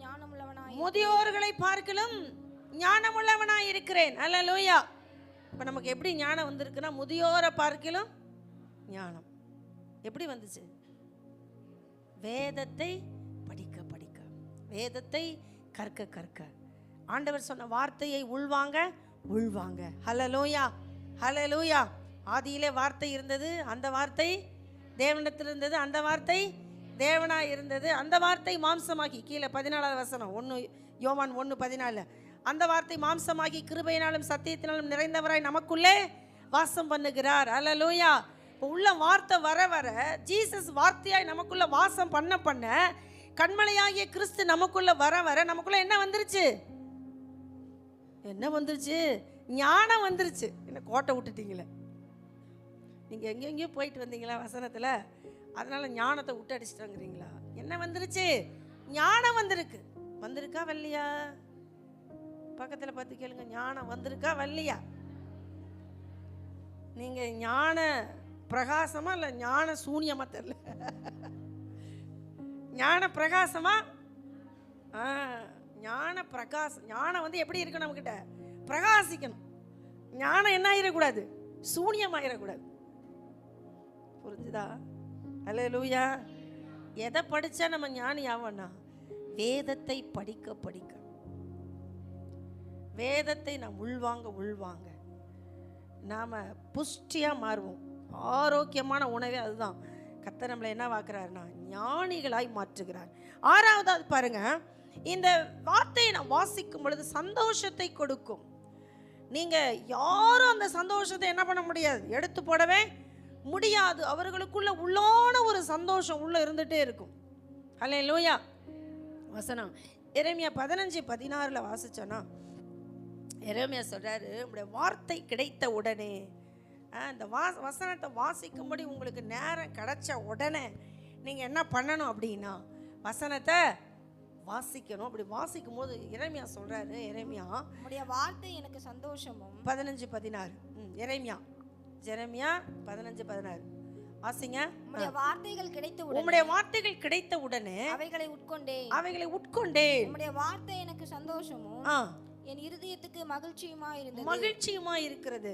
சேனைகளின் தேவனாகிய கர்த்தாவே, உம்முடைய நாமம் எனக்கு தரிக்கப்பட்டிருக்கிறது. ஆமென். உம்முடைய வார்த்தைகள் எனக்கு சந்தோஷமும் என் இருதயத்துக்கு மகிழ்ச்சியுமா இருக்கிறது. அல்லேலூயா, அல்லேலூயா. இப்போ வசனத்தை நம்ம வாங்கிட்டோம் அப்படின்னா நமக்கு என்ன வந்துடுது? சந்தோஷம், மகிழ்ச்சி. அல்லேலூயா, அல்லேலூயா, அல்லேலூயா. இந்த திமிர்வாதக்காரன் வந்த பொழுது எங்கே இயேசு 2 திட்டிடுவானோன்னு பயந்துக்கிட்டு தான் இருந்திருப்பார். ஆனால் அவர் என்ன சொன்னார்? உன் பாவங்கள் உனக்கு எவ்வளோ சந்தோஷம் இருந்திருக்கும். இயேசுவே என் பாவத்தை மன்னிச்சிட்டாரு போடா அப்படின்னு தானே சொல்லுவாங்க. அங்கெல்லாம் ஏளனமாக பார்த்த ஒரு கூட்டம் நின்றுச்சு. புரிதுங்களா உங்களுக்கு? ஆனால் திமிர்வாதக்காரன் கெத்தா படுக்கை எடுத்துக்கிட்டு போனான். ஏன்? இயேசுவே சொல்லிட்டாரு என்னன்னு, பாவம் மன்னிக்கப்பட்டுச்சு. நீ என்ன சொல்கிறதுப்பா அப்படின்னு என்ன பண்ணியிருப்பாரு? போயிருப்பான். அல்லேலூயா. சந்தோஷம் எங்கேருந்து வந்துச்சு? கர்த்தருடைய வசனத்திலிருந்து, வார்த்தையிலிருந்து, தேவனுடைய வார்த்தையிலிருந்து வந்துச்சு. அதான் இறைமையா சொல்ற, உங்களுடைய வார்த்தை கிடைத்த உடனே நான் அவைகளை என்ன பண்ணேன்? உட்கொண்டேன். அவைகள் எனக்கு சந்தோஷமும், உங்களுடைய வார்த்தைகள் எனக்கு சந்தோஷமும், என் இருதயத்துக்கு மகிழ்ச்சியுமா இருக்கிறது. இந்த வசனத்தை நான் வாசிக்க வாசிக்க என்ன உண்டாகும்? மகிழ்ச்சி. இதான் உண்மையான போஷாக். நீங்கள் மகிழ்ச்சிக்கு ஜோக்கு அது இதுன்னு நீங்கள் பார்க்க வேண்டிய அவசியம் இல்லை. உங்களுக்கு வசனத்தை வாசித்தாலும் என்ன கிடைக்கும்? என்டர்டைன்மெண்ட்லாம் நீங்கள் எங்கேயும் போக வேண்டியதில்லை. நீங்கள் வேதத்தை நன்றாய் பிரசங்கிக்கிற தேவனுடைய பிரசங்கங்களையும் நீங்கள் கேட்டிங்கனாலே உங்களுக்கு நல்ல உங்களுக்கு ஜாய்ஃபுல், உங்களுக்கு மகிழ்ச்சி என்ன பண்ணும்? கிடைக்கும். ஹல்லேலூயா. வசனத்தை நீங்கள் என்ன பண்ணணும்? அப்படி கேட்கணும். ஹல்லேலூயா. சங்கீதம் 119:92 சொல்லுது, உம்முடைய வேதம் என் மனமகிழ்ச்சியாக இராதிருந்தால் என் துக்கத்திலே நான் என்ன பண்ணியிருப்பேன்? அழிந்து போயிருப்பேன்னு சொல்கிறார். அப்போ வசனத்தை படித்த உடனே நமக்கு என்ன வந்தது அப்படின்னா மகிழ்ச்சி வந்துச்சா? எத்தனை பேருக்கு பைபிள் படிக்கும்போது மகிழ்ச்சி வந்துச்சு? அல்லேலூயா. எத்தனை பேர் பைபிள் படிக்கும்போது அழுதுருக்குறீங்க? அழுதுருக்கிறேன் நான், கண்ணீர் விட்டுருக்கேன். சொல்ல முடியுமா உங்களால்? அல்லேலூயா. நான் படிச்சுட்டு இருக்கும்போது சில நேரம் பைபிளை மூடிட்டு சிலருக்கு ஃபோன் பண்ணுவேன். ஏன்னா அந்த வசனம் என்னோட என்ன பண்ணும்? பேசும். ஹல்லேலூயா, ஹல்லேலூயா. அப்போ தேவன் நமக்கு என்ன தருகிறார்னா அந்த வசனத்தை படிக்க படிக்க மகிழ்ச்சியை தேவன் நமக்கு தருகிறார். ஹல்லேலூயா, ஹல்லேலூயா. அடுத்து பாருங்க, அடுத்து உற்சாகத்தை கொடுக்கும். என்ன கொடுக்கும்? உற்சாகத்தை கொடுக்கும். இந்த வேதத்தை படிக்கும் பொழுது ஒரு மனிதன் தன்னையே மறந்துட்டு வேலை செஞ்சிருவான். ஹல்லேலூயா. ஜீசஸ் யோவான் 4ஆம் அதிகாரத்தில் ஜீசஸ் சமாரியா ஸ்திரீகிட்ட பேசிக்கிட்டு இருக்கார். அந்த அம்மா ரொம்ப பாவியான ஒரு ஸ்திரீ. அவங்க பகலில் தண்ணிக்கு 12 மணிக்கு வர்றாங்கன்னா அவங்க ஊர் உலகத்துக்கு பயந்து அப்படி என்ன பண்ணுறாங்க? தண்ணிக்கு வந்திருக்கிறாங்க. அப்படி தண்ணிக்கு வந்த அந்த அம்மா கிட்ட ஜீசஸ் ஜீவ தண்ணீரை குறித்து பேசுகிறார். அல்லேலூயா, அல்லேலூயா. இப்போ இந்த அம்மா என்ன நினச்சிருக்குன்னா ஃபஸ்ட்டு அவரை கண்டுபிடிச்சிச்சின்னு தீர்க்கதரிசின்னு கண்டுபிடிச்சிச்சு. என் காரியத்தையெல்லாம் நீங்கள் சரியாக சொல்கிறீங்க தீர்க்கதரிசி அப்படின்னு கண்டுபிடித்த இந்த அம்மா கிட்ட ஆண்டவர் தொடர்ந்து பேசும்போது, எங்களுக்கு மேசியா ஒருவர் வருவார், அவர் எங்களுக்கு எல்லாத்தையும் என்ன பண்ணுவார்? சொல்லி கொடுப்பாருன்னு சொன்னோன்னே இயேசு சொல்கிறாரு, உன்கிட்ட பேசிகிட்டு இருக்கிறத யார் தான்? அவர் தான். அல்லேலூயா. உன்கிட்ட பேசிகிட்டு இருக்கிறது யார் தான்? அவர் தான் அப்படின்னு சொன்னோன்னே இந்த அம்மாவுக்கு பயங்கர சந்தோஷம். குடத்தை வச்சுட்டு ஊருக்குள்ளே ஓடிச்சான். வந்தது எதுக்கு? தண்ணி எடுக்க. போனது எதுக்கு? எல்லாரையும் கூட்டிகிட்டு வர. இந்த அம்மா தண்ணி எடுக்க வந்ததையே மறந்துட்டு உற்சாகமாக என்ன பண்ணிருச்சு? இயேசுவுக்கு ஊழியம் செய்ய ஓடிருச்சு. அல்லேலூயா. நீங்கள் வீட்டில் போய் அந்த முழு சரித்திரத்தை படித்து பாருங்கள். எவ்வளோ நல்ல அந்த வேத வசனம் எழுதப்பட்டிருக்கு. யோவான் 4ஆம் அதிகாரத்தில் நீங்கள் அதை வாசிச்சிங்கன்னா அந்த அம்மா என்ன செஞ்சிச்சாமா? 4ஆம் அதிகாரத்தில் பாருங்கள் 28வது வசனம். அப்பொழுது அந்த ஸ்திரீ தன் குடத்தை வைத்துவிட்டு ஊருக்குள்ளே போய் ஜனங்களை நோக்கி, நான் செய்த எல்லாவற்றையும் ஒரு மனுஷன் எனக்கு சொன்னார், அவரை வந்து பாருங்கள், அவர் கிறிஸ்துதானோ என்றாள். அல்லேலூயா. என்ன சந்தோஷம் பாருங்க. அந்த அம்மாவுக்கு என்ன சந்தோஷம்னா ஏதோ ஒரு பெரிய புதையலை கண்டுபிடிச்ச மாதிரி என்ன சொல்லுதுன்னா, நான் பண்ணினதை எல்லாத்தையும் ஒருத்தர் சொன்னார், அவர் கிறிஸ்து தானா, நீங்கள் வந்து பாருங்க அப்படின்னு என்ன பண்ணாங்க? சொன்னாங்க. கர்த்தர் எவ்வளவு நல்லவர். ஹல்லேலூயா. இந்த அம்மா தண்ணி மொள்ள வந்ததையெல்லாம் மறந்துட்டு இப்போ இயேசு என்னுடைய இரட்சகராய் எனக்கு காட்சி அளிச்சிட்டாரு, இவரை நீங்கள் பாருங்க அப்படின்னு உற்சாகமாக எங்கே ஓடுது?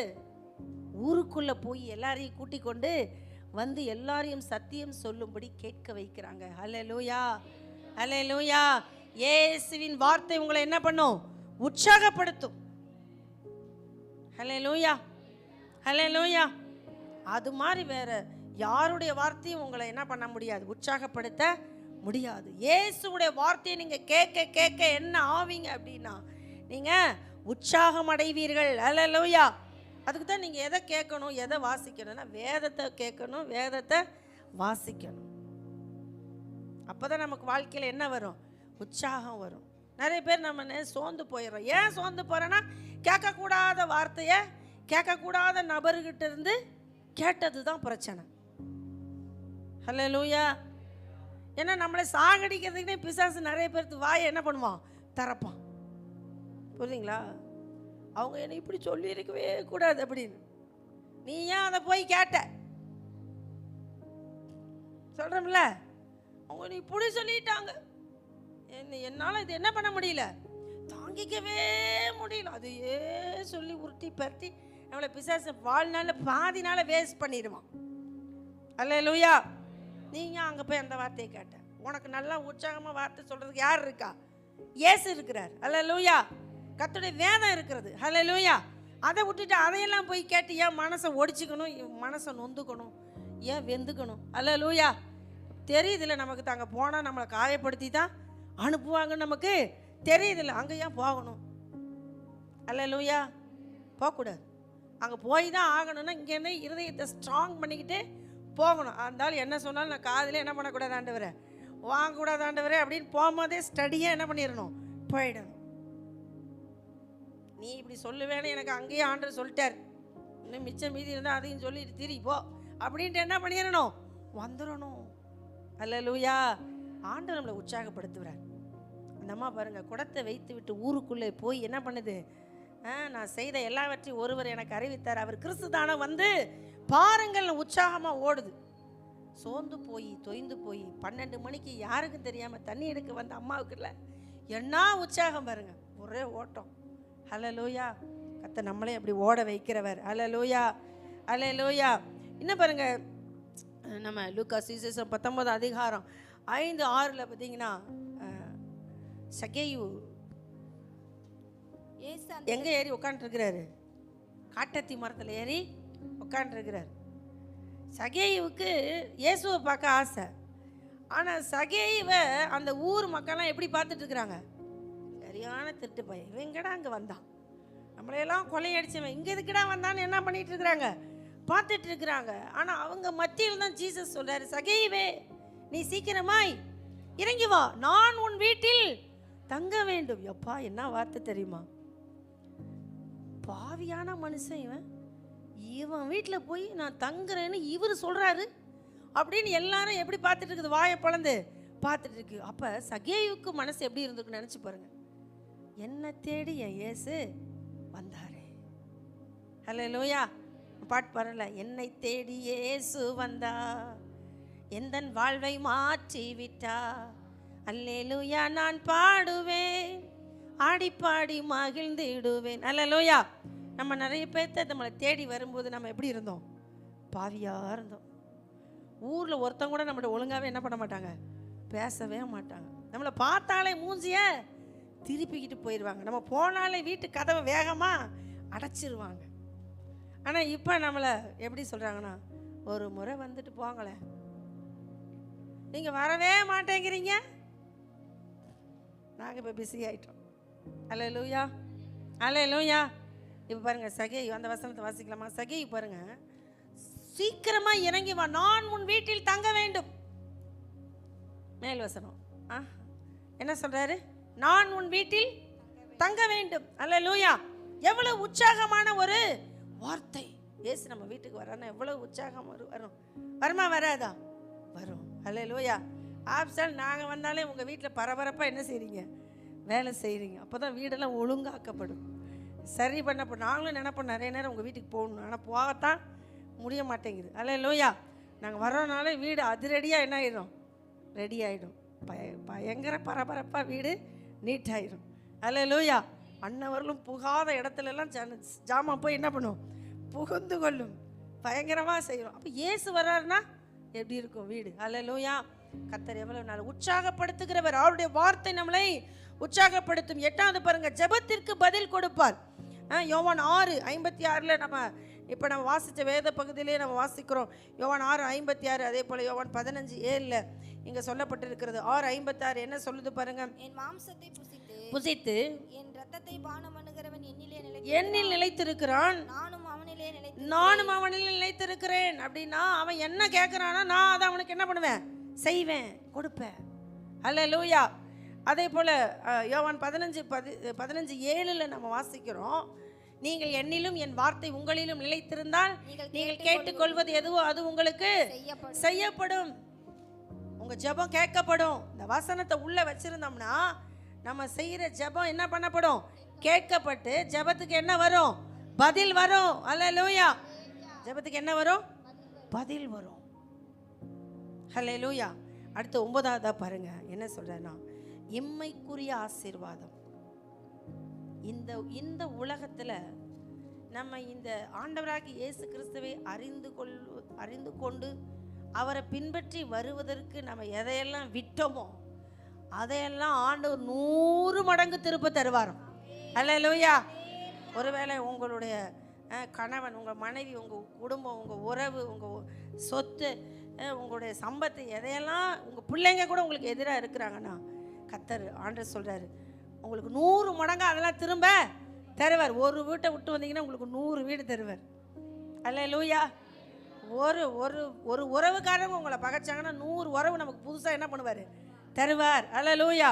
வசனத்தை வாசிக்கலாமா? மத்தேயு 19:29 பாருங்க, ஜீசஸ் என்ன சொல்றாரு, நாமத்தின் நிமித்தம் வீட்டையாவது சகோதரரையாவது சகோதரிகளையாவது தகப்பனையாவது தாயையாவது மனைவியாவது பிள்ளைகளையாவது நிலங்களையாவது விட்டவன் எவனோ அவன் நூறத்தனையாய் அடைந்து நித்திய ஜீவனையும் சுதந்தரித்துக் கொள்வான். ஆமென். நித்திய ஜீவனையும் சுதந்தரித்துக் கொள்வான். அல்லேலூயா. இப்போ தேவன் நம்மளை ஒரு நாளும் இங்கே இழந்து போனதை அப்படியே விட மாட்டார், 100 திரும்ப தருவார். அதான் அந்த வசனம் சொல்லுது. என்னது, இம்மையில் இல்லையா, இந்த விட்டவன் எவனோ அவன் 100 அடைந்து, இம்மையில் 100 தருவாராம். மறுமையில் நமக்கு ஒன்று வச்சிருக்கிறாரு, அதான் நித்திய ஜீவன். அதான் உங்களுக்கு அடுத்த பாயிண்ட். அல்லேலூயா. மறுமைக்குரிய ஆசீர்வாதம். இம்மைக்குரிய ஆசீர்வாதம் என்ன, 100 மடங்கு. சொல்லுங்க, நல்லா வாயை திறந்து சொல்லுங்க, 100 மடங்கு. அப்படின்னா நீங்க 100 மடங்கு அனுபவிக்கணும். அனுபவிக்காம ஆண்டவர் என்ன பண்ண மாட்டார், உங்களை விடவே மாட்டார். அல்லேலூயா. நீங்க என்னெல்லாம் இழந்தீங்களோ கிறிஸ்துவுக்காக அதையெல்லாம் உங்களுக்கு திரும்ப அவர் என்ன பண்ணுவார், தருவார். அல்லேலூயா. திரும்ப தருவார். எத்தனை மடங்கு தருவார், நல்லா சொல்லுங்க, எத்தனை மடங்கு தருவார்? 100 மடங்கா தருவார். அது இம்மைக்குரிய ஆசீர்வாதம்.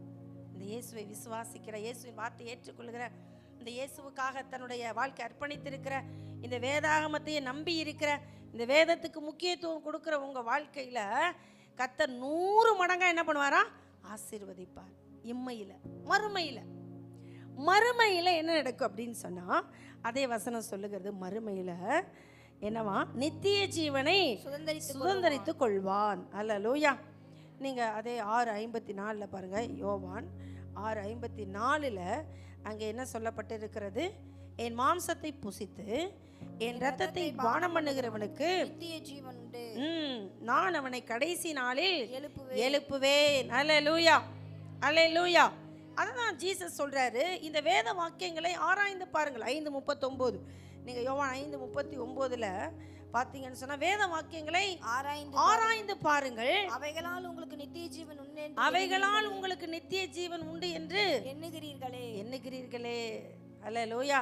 இப்போ நமக்கு என்ன உண்டு, இந்த வசனத்தை படித்தா, இந்த இயேசுவை விசுவாசிச்சா, இந்த இயேசுவின் வார்த்தையை நம்ம ஏற்றுக்கொண்டா, இதை நல்ல ஆகாரமாக தினமும் சாப்பிட்டா நமக்கு என்ன உண்டு, நித்திய ஜீவன், பரலோகம் உண்டு. என்ன உண்டு, பரலோகம் உண்டு. அல்லேலூயா. இதான் நல்ல ஆகாரம். இதை நம்ம எடுத்துக்கொள்ள எவ்வளவு காரியங்களை கர்த்தர் நமக்கு என்ன பண்ணுறாரு, செய்கிறார். இதை தான் ஜீசஸ் பிரசங்கித்தார். எப்பா, இந்த சாப்பாட்டை சாப்பிட்டு இம்மைக்குரிய போஜனத்துக்காக நீங்கள் என்ன பண்ணாதீங்க, கவலைப்படாதீங்க. மறுமைக்குரிய காரியத்துக்காக, நித்திய ஜீவன் வரைக்கும் நடப்பிக்கிற கிரியைகளுக்காக நீங்கள் கிரியை என்ன பண்ணுங்க, நடப்பியுங்க. இந்த இயேசுவாகி என்னை நீங்க என்ன பண்ணுங்க, விசுவாசியுங்கள். அல்லேலூயா, அல்லேலூயா. அதை தான் அவர் அங்க சொல்லுகிறார். அல்லேலூயா. அப்ப நம்ம என்ன பண்ணணும்னா, இயேசுவை விசுவாசித்த அவருடைய வார்த்தையை நாம் உள்வாங்க வேண்டும். 10 விதமான ஆசீர்வாதங்களை நம்ம பார்த்தோம். ஒன்று, நம்முடைய ஆத்துமா என்ன செய்யும், உயிர்ப்பிக்கப்படும். 2வது, சரீரத்திலிருந்து பாவம் வெளியேற்றப்படும். கணுக்களையும் ஊனையும் அது என்ன பண்ணும், பிரிக்கும். பாவத்தை அது உணர்த்தி அது வெளியேற்றும்.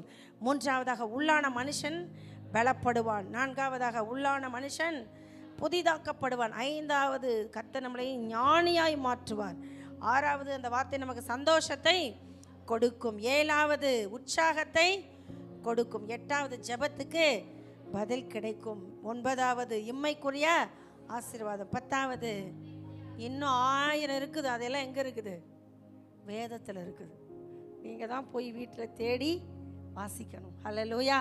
நான் உங்களுக்கு இந்த 1 மணி நேரத்தில் எவ்வளோ தான் கொண்டு வர முடிஞ்சிச்சுன்னா 10 தான் கொண்டு வர முடிஞ்சிச்சு. இன்னும் இதில் எப்படி இருக்குது, கோடி கோடி ஆசீர்வாதங்கள் உள்ள இருக்குது. புரியுதுங்களா? இதில் தான் வைரம், வைடூரியம், தங்கம், கோமேதகம், இந்திரநீலம், சுந்தரகாந்தம் எல்லாம் எங்கே தான் இருக்குது, இங்கே தான் இருக்குது. இந்த வேதத்துக்குள்ளே இருக்குது. நீங்கள் அதை படிங்க, திரும்ப திரும்ப படிங்க. உங்களுக்கு நல்ல ஆகாரமாய் இயேசு சொல்கிறார், நானே வானத்திலிருந்து இறங்கின ஜீவ அப்பம். இந்த அப்பத்தை புசிக்கிறவன் ஒரு காலம் பசியடையான், இதை பானம் பண்ணுகிற ஒரு காலம் தாகமடையான். அல்லேலூயா, அல்லேலூயா. இந்த ஆகாரம் உங்களை புஷ்டியாக்கும். இந்த ஆகாரம் உங்களை நல்லா செழிப்பா வச்சிருக்கும். அல்லேலூயா, ஆமென். கர்த்தரை செய்வார். நம் கண்களை மூடி நம்ம ஜெபிக்கலாமா? தேவன் நல்லவர். ஜீசஸ், நன்றி அப்பா, நன்றி அப்பா, நன்றி அப்பா, நன்றி அப்பா, நன்றி அப்பா. உங்கள் வார்த்தைக்காக நாங்கள் துதிக்கிறோம்ப்பா, ஸ்தோத்தரிக்கிறோம். எல்லாரும் ஸ்தோத்திரம் பண்ணுங்க இந்த வார்த்தைக்காக. ஆண்டவரே, உங்கள் வார்த்தைக்காக நாங்கள் ஸ்தோத்தரிக்கிறப்பா. அப்பா ஸ்தோத்திரம். ஆதியில் வார்த்தையாய் வந்த தேவன் ஆண்டவர் எங்கள் வாழ்க்கையில் அந்த வார்த்தை மாம்சமாகி கிருபையினாலும் சத்தியத்தினாலும் நிறைந்தவராக எங்களுக்குள்ளே நீங்கள் வாசம் பண்ணி கொண்டிருக்கிறீங்களே ஆண்டவரே. எங்களுடைய ஆத்மாவை உயிர்ப்பிக்கிறீங்களே, சரீரத்தை உயிர்ப்பிக்கிறீங்களே ஆண்டவரே, பாவத்திலிருந்து விடுதலையாக்குகிறீங்களே. உமக்கு நன்றி அப்பா, நன்றி அப்பா, நன்றி அப்பா. உமக்கு நன்றி செலுத்துகிறோம், நன்றி செலுத்துகிறோம். எங்களை பலப்படுத்துகிறீங்களே, ஸ்தோத்திரப்பா, ஸ்தோத்திரப்பா. அப்பா எங்களை புதிதாக்குகிறீங்களே, ஸ்தோத்திரப்பா, ஸ்தோத்திரப்பா, ஸ்தோத்திரப்பா. ஆண்டவரே, எங்களுக்கு கர்த்தாவை உணர்த்துவிக்கிறவர் ஆண்டவரே, ஸ்தோத்திர உற்சாகப்படுத்துகிறவர் ஆண்டவரே, ஸ்தோத்திரப்பா, ஸ்தோத்திரப்பா. நன்றி செலுத்துகிறோம், நன்றி செலுத்துகிறோம். உடைய வார்த்தையினால ஆண்டவரே எங்களை ஒவ்வொரு நாளும் நடத்துகிறீங்கப்பா. உமக்கு நன்றி அப்பா, நன்றி அப்பா. ஆண்டவரே, இம்மைக்குரிய ஆசீர்வாதத்தை, மறுமைக்குரிய ஆசீர்வாதத்தை ஆண்டவரே எங்களுக்கு தருகிறீங்களே, எங்கள் ஜெபத்தை கேட்கிறீங்களே, உமக்கு நாங்கள் நன்றி சொல்லுகிறோம், நன்றி சொல்லுகிறோம், நன்றி சொல்லுகிறோம். இதைத்தான் கர்த்தாவே அப்பா அன்றைக்கு இஸ்ரவேல் ஜனங்களோடு சீஷர்களோடு பகிர்ந்து கொண்டீங்கப்பா. உம்மை சோத்தரிக்கிறையா, நித்திய ஜீவன் வரைக்கும் அப்பா நடப்பிக்கிற கிரியைகளுக்காக பிரயாசப்படுங்கள்னு சொன்னீங்களே. உம்முடைய நாமத்தை விசுவாசிக்கக்கூடிய அந்த கிரியை நீங்கள் செய்ததுக்காக உமக்கு ஸ்தோத்திரப்பா, ஸ்தோத்திரப்பா, ஸ்தோத்திரப்பா, ஸ்தோத்திரப்பா. நன்றி செலுத்துகிறோம். நம்முடைய பிள்ளைகள் கர்த்தாவே வசனத்தை ஆண்டவரே இன்னும் ஆர்வமாய், இன்னும் வேகமாய், இன்னும் தகப்பனே நல்ல பலத்தோடு ஆண்டவரே வாசிக்கிறவர்களாய், உட்கிரகிக்கிறவர்களாய், உள்வாங்குகிறவர்களாய் நீங்கள் மாற்றுகிறதுக்காக ஸ்தோத்திரப்பா, ஸ்தோத்திரப்பா. இந்த களங்கம் இல்லாத ஞான பானை ஒவ்வொருவரும் தினம் தினம் குடிக்கட்ட ஆண்டவரே. இந்த வேதம்தான் மன மகிழ்ச்சி அப்பா. இந்த வேதத்தில் தான் சமாதானம் உண்டு ஆண்டவர். இந்த வேதம்தான் எங்களை ஆண்டவரை பலப்படுத்த ஆண்டவரை. ஸ்தோத்திரப்பா, ஸ்தோத்திரப்பா, ஸ்தோத்திரப்பா. இன்றைக்கு யாரெல்லாம் பலவீனப்பட்டு வந்திருக்கிறாங்களோ அவங்களுக்கு உங்களோட வார்த்தை கடந்து போகிறதுக்காக ஸ்தோத்திரப்பா. ஓ, உன் பலவீனத்திலிருந்து நீ விடுதலையாக்கப்பட்டாயின்னு சொன்னீங்களே, உன் பாவங்கள் உனக்கு மன்னிக்கப்பட்டதுன்னு சொன்னீங்களே, நீ சமாதானத்தோடு போன்னு சொன்னீங்களாப்பா. ஸ்தோத்திரப்பா. இஸ்ரவேலில் நீ கேட்டுக்கொண்ட விண்ணப்பத்தின்படியே உனக்கு ஆக கடவுதுன்னு சொன்னீங்களாப்பா. பயப்படாதேன்னு சொன்னீங்களா ஆண்டவரே. அப்பா ஸ்தோத்திரம், ஸ்தோத்திரப்பா. இன்றைக்கு தம்முடைய பிள்ளைகள் உம்மை நோக்கி வந்திருக்கிறாங்க. உங்கள் வார்த்தையை நீங்கள் அனுப்புங்கப்பா, அனுப்புங்கப்பா. பலவீனம் விலகி போகட்டும் ஆண்டவரே. எல்லா அசுத்தங்கள், அந்தகார கிரியைகள் விலகி போகட்டும் ஆண்டவரே. வறுமைகளை, தரித்திரங்களை கொண்டு வருகிற பிசாசின் கிரியைகள் விலகி போகட்டும் ஆண்டவரே. ஒவ்வொரு பிள்ளைகளுக்கும் போதுமான போஷாக்காய் நீங்கள் இருப்பதற்காக நன்றி அப்பா.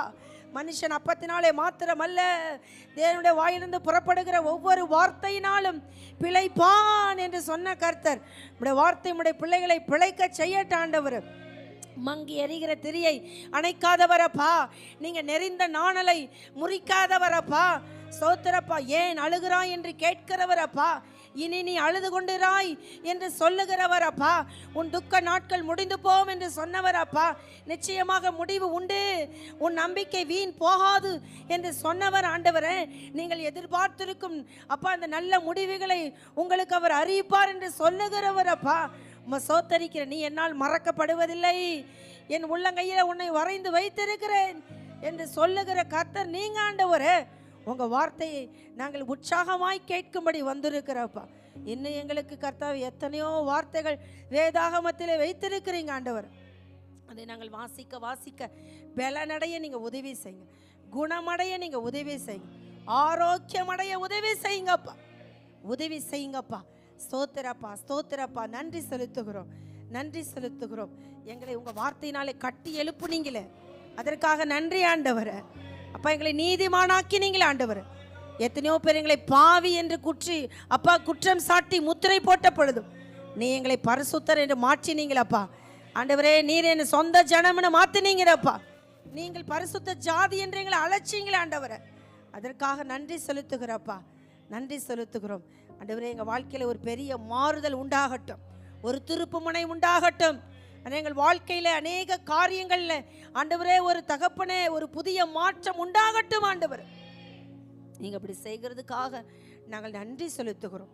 என் தேவன் எங்களை ஆண்டவரே உடைய ரத்தத்தினாலே கழுவி பரிசுத்தப்படுத்தி உங்கள் வார்த்தையினால ஒவ்வொரு நாளும் போஷித்து உளையான சேற்றிருந்து எங்களை தூக்கி கண்மலையின் மேல் நிறுத்தி எங்கள் அடிகளை உறுதிப்படுத்தி ஆண்டவரே எங்களை மேன்மையான ஸ்தானத்தில் வைத்திருக்கிற உங்கள் அன்பை நினைத்து நாங்கள் நன்றி சொல்லுகிறோம். இன்னும் எங்களுக்கு வைத்திருக்கிற அந்த நன்மைகளுக்காக நாங்களுமே ஸ்தோத்தரிக்கிறோம், ஸ்தோத்தரிக்கிறோம் ஆண்டவரை. பெரிய காரியங்களை எங்கள் வாழ்க்கையில் திட்டம் பண்ணி இருப்பதற்காக ஸ்தோத்தரிக்கிறோம்.